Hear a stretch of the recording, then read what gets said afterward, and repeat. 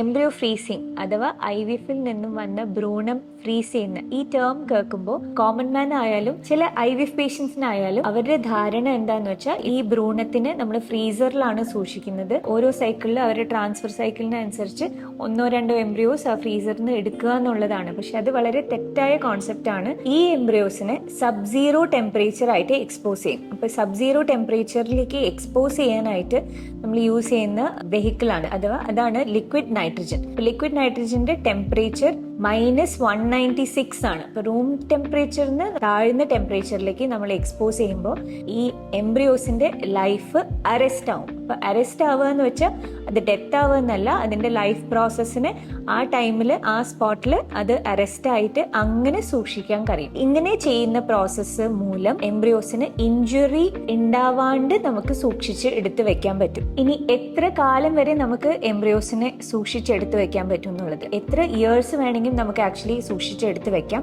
Provided ഈ embryos liquid നൈട്രജന്റെ അടിയിലായിരിക്കണം. എംബ്രിയോസിനെ നമ്മൾ കാരിയറിൽ freeze ചെയ്ത് ആ കാരിയേഴ്സിന് നമ്മൾ ലിക്വിഡ് നൈട്രജൻ ടാങ്കിലാണ് സൂക്ഷിക്കുന്നത്. ഈ കാരിയേഴ്സിൽ പേഷ്യന്റ് ഐഡന്റിറ്റി ഉണ്ടാവും. ഇത് എത്ര നാള് ലിക്വിഡ് നൈട്രജന്റെ അടിയിൽ ഉണ്ടാവും അത്രയും ഇയേഴ്സ് നമുക്ക് ആക്ച്വലി ഓഫർ ചെയ്യാം.